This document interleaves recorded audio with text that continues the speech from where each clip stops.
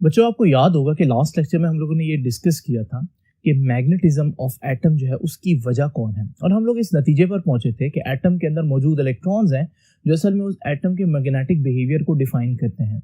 और हम लोगों ने ये भी डिस्कस किया था कि इलेक्ट्रॉन्स जो है उनकी दो किस्म की मोशंस है जो मैग्नेटिज्म की वजह बनती हैं, एक उनकी ऑर्बिटल मोशन और एक उनकी स्पिन मोशन। अब हम इसको मजीद आगे लेकर चलते हैं कि ऑर्बिटल मोशन की वजह से मैग्नेटिक फील्ड और स्पिन मोशन की वजह से जो मैग्नेटिक फील्ड है, कभी कभार वो एक दूसरे को सपोर्ट करेंगे और कभी कभार एक दूसरे को कैंसिल करेंगे। अगर ऑर्बिटल मोशन का मैग्नेटिक फील्ड और स्पिन मोशन का मैग्नेटिक फील्ड एक दूसरे को कैंसिल कर दें तो फिर ओवरऑल एटम जो है उसमें तो मैग्नेटिक फील्ड खत्म हो गया। ठीक है, रिजल्टेंट मैग्नेटिक फील्ड एटम के लेवल पर नहीं है। स्पिन इलेक्ट्रॉन्स अपना मैग्नेटिक फील्ड प्रोड्यूस कर रहे हैं, इसी तरह से ऑर्बिटल मैग्नेटिक फील्ड भी प्रोड्यूस हो रहा है, लेकिन उनका जो ओवरऑल इफेक्ट है वो कैंसिल हो रहा है, तो एटम जो है उसमें कोई मैग्नेटिक फील्ड नहीं होगा। ऐसा एटम कहलाता है डायमैग्नेटिक एटम। ठीक है, तो जरा देखिए, what is diamagnetic substance? The substances in which the magnetic field is produced by the orbital and spin motion. वो जो दोनों मैग्नेटिक फील्ड प्रोड्यूस होते हैं ऑर्बिटल एंड स्पिन मोशन की वजह से of an electron in an atom add up to zero, इनका resultant zero हो जाए। Such substances are called diamagnetic substances.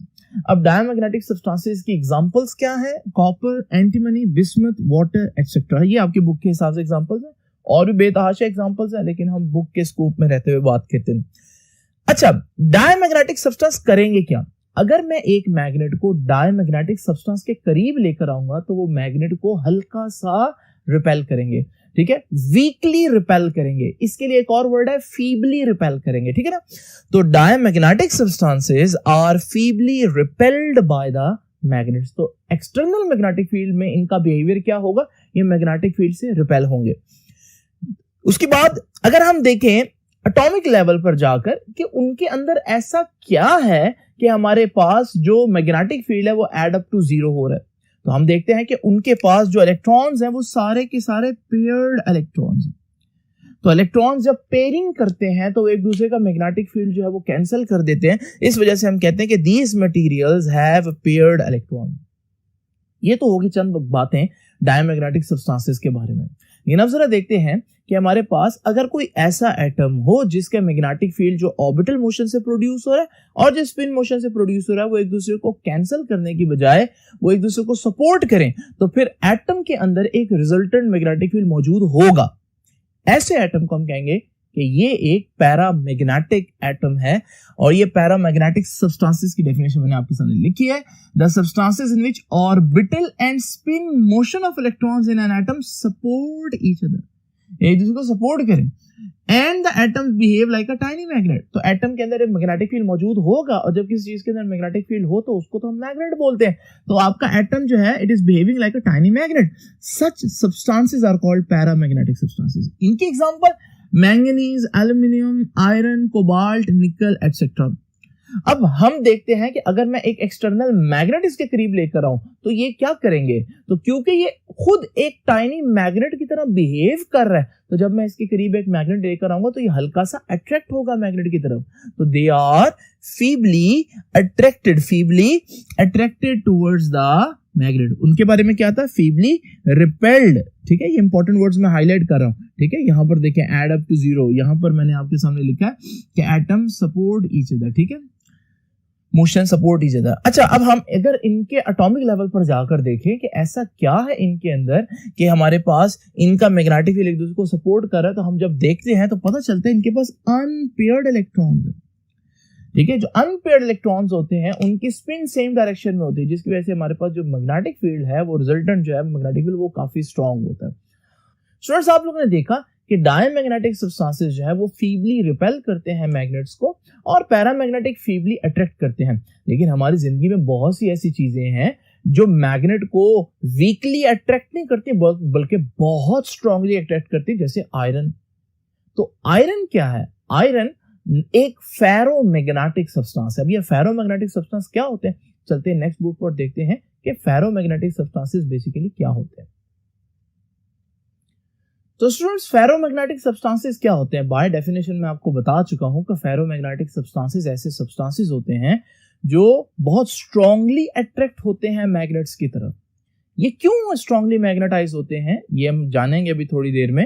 और ये परमानेंटली मैग्नेटाइज रह सकते हैं, ऐसा नहीं कि मैग्नेट हट जाए तो इनका मैग्नेटिज्म खत्म हो जाता है, बल्कि ये बहुत अरसे तक मैग्नेटाइज रह सकते हैं। जैसे आप घरों में मौजूद मैग्नेट्स देखते हैं कि वो साला साल मैग्नेट ही रहते हैं, उनकी मैग्नेटाइजेशन खत्म नहीं होती। ऐसे सब्सटेंसेस को हम कहते हैं फेरोमैग्नेटिक सब्सटेंसेस। ठीक है, the substances in which atoms cooperate with each other in such a way so that they exhibit a strong magnetic effect and are strongly attracted by the magnets are called ferromagnetic substances। ठीक है, ferromagnetic substances में हमारे पास iron, nickel, cobalt, chromium dioxide and ऑलनिको।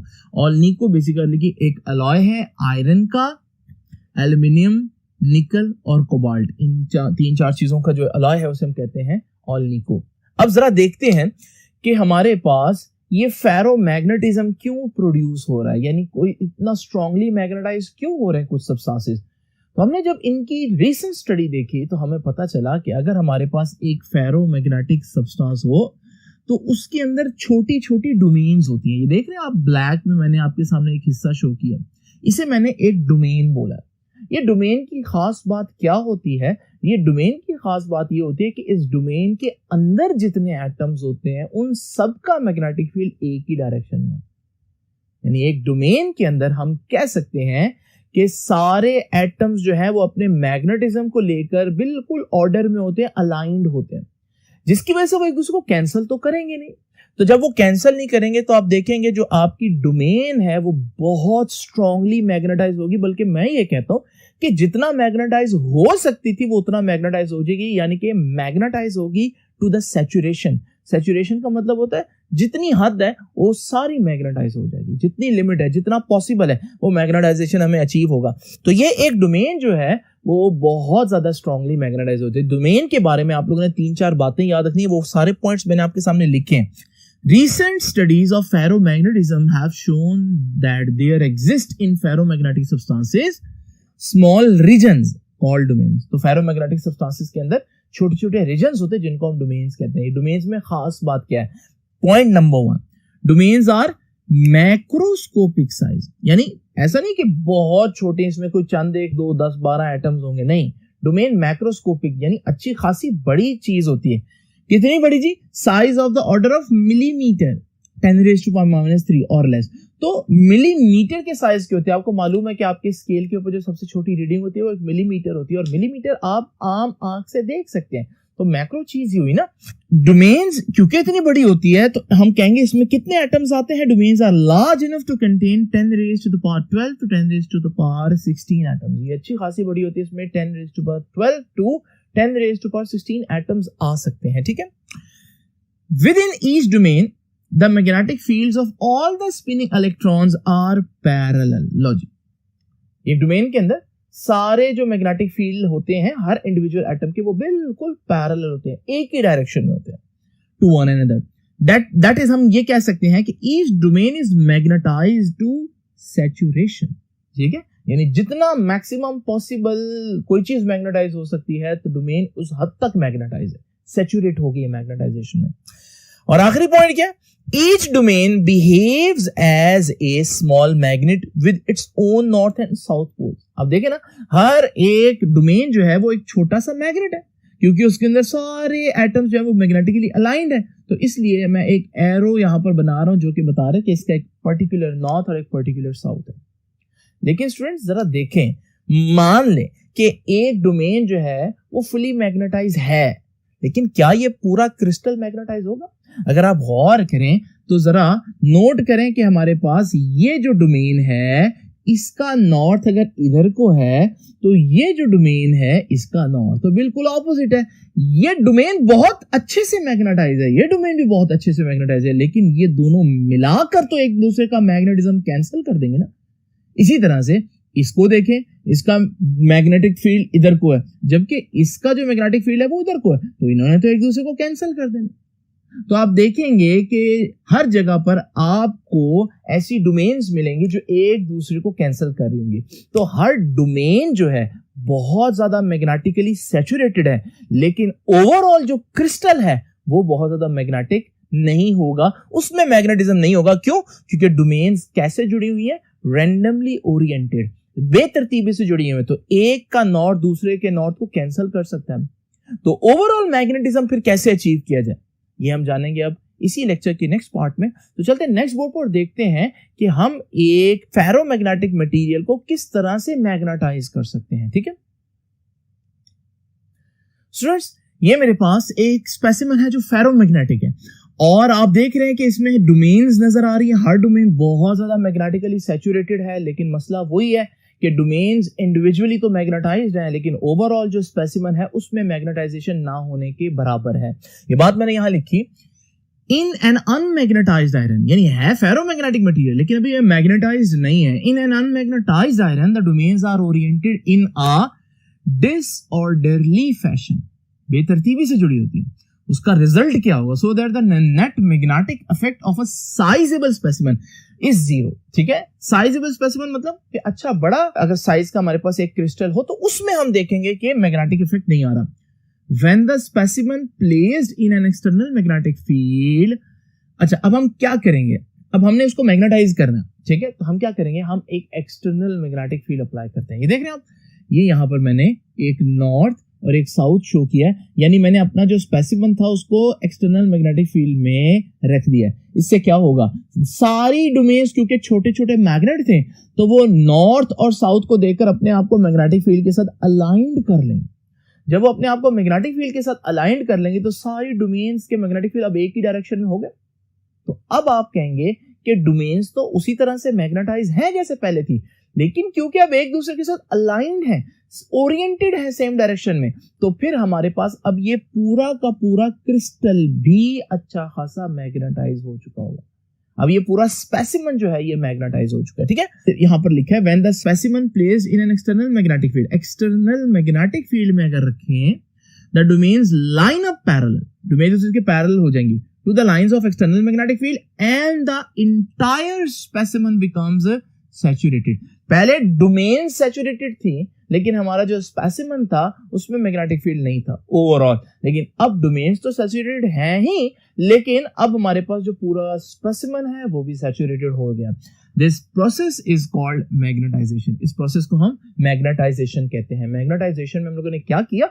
External magnetic field apply किया। तो अगर आपसे पूछे कि मैग्नेटिज्म कैसे प्रोड्यूस किया जा सकता है फेरोमैग्नेटिक मटेरियल में, तो आप कहेंगे by applying an external field, और you can say by placing the specimen inside a magnetic field. ठीक है, मैग्नेटाइजेशन में आपने टोटल 3 बातें याद रखनी है। ठीक है, पहली बात मैंने आपको बता दी है कि मैग्नेटाइजेशन करनी कैसे है, एक्सटर्नल फील्ड अप्लाई करके। उससे होगा क्या?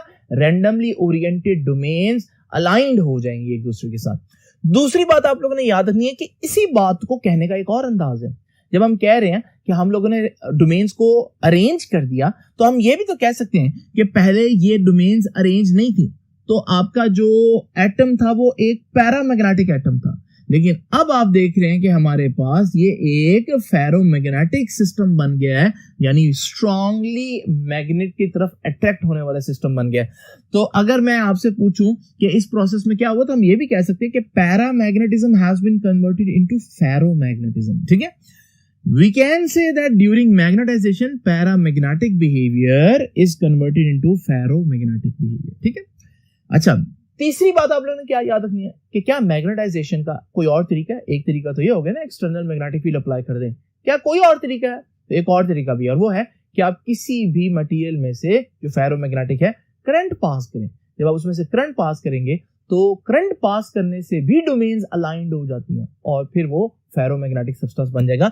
तो मैग्नेटाइजेशन करने का एक तरीका क्या है? करंट पास करें। Another method to magnetise the substance is by passing current through the material. तो ये 3 बातें होंगी हमारे पास जो आप लोगों ने मैग्नेटाइजेशन के बारे में याद रखनी है। अब जरा देखते हैं क्या ऑपोजिट हो सकता है, यानी क्या मैं इस सिस्टम से इसमें जा सकता हूं, यानी अलाइंड हो डोमेन्स और मैं उनको डिसओरिएंट कर दूं। क्या ये मुमकिन है? बिल्कुल ये भी मुमकिन है, लेकिन ये कैसे किया जाएगा? ये किया जाएगा हीट देकर, क्योंकि आपको मालूम है जब हीट दी जाती है तो एटम्स की जो वाइब्रेशनल किनेटिक एनर्जी वो बढ़ जाती है, वो तेजी से वाइब्रेट करना शुरू हो जाते हैं, जिससे उनकी अलाइनमेंट खराब होना शुरू हो जाती है। तो जब अलाइनमेंट खराब होगी डोमेन्स फिर से इस तरह से रैंडमली ओरिएंट हो जाएंगे। तो ये जो प्रोसेस है ये मैग्नेटाइजेशन तो नहीं है, ये तो उसका उल्ट है। इसे हम कहेंगे डीमैग्नेटाइजेशन, ठीक है। The thermal vibrations of atoms of a ferromagnetic substance tend to disturb the orderliness of the domains. Thermal vibrations, ठीक है। When they are heated, they begin to lose their orderliness, ठीक है। उनका ऑर्डर जो है वो खत्म होना शुरू हो जाएगा, उनकी तरतीब खत्म होना शुरू हो जाएगी due to increased thermal motion, क्योंकि उनकी थर्मल मोशन बढ़ गई है। इस प्रोसेस को डीमैग्नेटाइजेशन कहते हैं, ठीक है। अब डीमैग्नेटाइजेशन के बारे में भी आपने 3 बातें याद रखनी है। पहली बात मैंने आपको बता दी है कि डीमैग्नेटाइजेशन होती क्या है। अच्छा, डीमैग्नेटाइजेशन में आप इसको इसमें कन्वर्ट कर रहे हैं, दूसरे अल्फाज में फेरोमैग्नेटिक बिहेवियर को पैरामैग्नेटिक बिहेवियर में कन्वर्ट कर रहे हैं, ठीक है। तो देखिए, we can say that during demagnetisation ferromagnetic substance is converted back to a paramagnetic. वहां मैंने क्या बोला था, पैरामैग्नेटिक से फेरो बन गया, यहां फेरोमैग्नेटिक से पैरामैग्नेटिक बन गया। वहां पर तीसरा पॉइंट क्या था कि क्या मेरे पास कोई और तरीका है मैग्नेटाइजेशन का। तो यहां तीसरा पॉइंट क्या होगा कि क्या मेरे पास कोई और तरीका है डीमैग्नेटाइज करने का। जी हाँ, डीमैग्नेटाइज करने का भी एक और तरीका है, और वो है बाय हैमरिंग। यानी अगर आप किसी चीज को फिजिकली हिट करो, तो आपको पता है फिजिकली हिट करने से भी उसके एटम्स जो है वो जब उनको फोर्स लगती है तो वो डिसओरिएंट हो जाते हैं, बॉडी डीफॉर्म हो जाएगी। जब बॉडी आपके सामने मैक्रोस्कोपिकली डीफॉर्म होगी तो एटॉमिक लेवल पर भी डीफॉर्म होगी, तो डोमेन्स जो है वो हमारे पास अलाइंड नहीं रहेंगी, ठीक है। Another method to demagnetise the substance is by hammering the material, ठीक है। लो जी बच्चों, ये 3 पॉइंट्स हो गए। आपने देखा कि डीमैग्नेटाइज करने का क्या तरीका है, हीट दें। अब एक खास अमाउंट ऑफ हीट होगी, एक खास टेम्परेचर होगा जिसपे जो हमारा मटेरियल है वो डीमैग्नेटाइज हो जाएगा, या दूसरे अल्फाज में एक खास टेम्परेचर होगा जो मैंने अगर प्रोवाइड कर दिया तो हमारा जो फेरोमैग्नेटिज्म है वो सिर्फ पैरामैग्नेटिज्म रह जाएगा, ठीक है ना। तो उस टेम्परेचर को कहते हैं क्यूरी टेम्परेचर। तो what is Curie temperature? The temperature above which a ferromagnetic substance becomes paramagnetic is called Curie temperature. याद रखिएगा ऑब्जेक्टिव के लिए, the Curie temperature for iron is 750 degree Celsius. Students, एक और बात जो कल डिटेल में आएगी अगले लेक्चर में, लेकिन अभी मैं आपको थोड़ा सा उसको बता दूं। हमारे पास जो मैग्नेटिक सब्सटेंसेस हैं वो 2 तरह के होते हैं। एक को हम कहते हैं soft magnetic substances. Soft magnetic materials क्या होते हैं? ऐसे मैग्नेटिक मटेरियल जो आसानी से मैग्नेटाइज हो जाए, तो फिर वो आसानी से डीमैग्नेटाइज भी हो जाएंगे।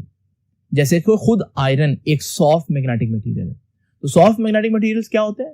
विच can easily magnetise and which can also easily demagnetise. आसानी से मैग्नेटाइज हो जाए, आसानी से डीमैग्नेटाइज हो जाए, जैसे कि आयरन खुद। ऐसे मटेरियल्स कहां इस्तेमाल होते हैं? जहां हम चाहते हैं कि चीज मैग्नेटाइज ना हो, और अगर हो तो जल्दी से डीमैग्नेटाइज हो जाए, ज्यादा एनर्जी हमें ना इस्तेमाल करनी पड़े डीमैग्नेटाइज करने के लिए। तो ऐसी चीजें इस्तेमाल होती है हमारे पास इलेक्ट्रोमैग्नेट्स में और ट्रांसफार्मर के कोर में। इसकी मजीद डिटेल हम कल डिस्कस करेंगे। और उसके बाद आप लोगों ने यह भी याद रखना है कि हमारे पास हार्ड मैग्नेटिक मटेरियल्स वो मैग्नेटिक मटेरियल्स होते हैं जो बहुत मुश्किल से मैग्नेटाइज हो जाए, लेकिन एक दफा जब वो मैग्नेटाइज हो जाते हैं तो फिर वो आसानी से डीमैग्नेटाइज भी नहीं होते।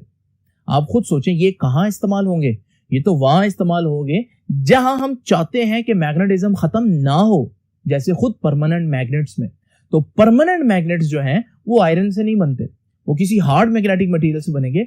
और हार्ड मैग्नेटिक मटेरियल में हमारे पास 2 मिसालें आप लोगों ने याद रखनी है, स्टील और ऑलनिको, वो वाला अलॉय जिसकी मैं पहले बात कर रहा था। तो स्टूडेंट्स, ये था हमारा आज का लेक्चर। आई होप अब आपको समझ में आ गया होगा कि कुछ चीजें हमारे पास डायमैग्नेटिक क्यों होती है, कुछ पैरामैग्नेटिक क्यों होती है और कुछ फेरोमैग्नेटिक क्यों होती है। आपसे इंशाल्लाह मुलाकात होगी नेक्स्ट लेक्चर में। तब तक के लिए अल्लाह हाफिज।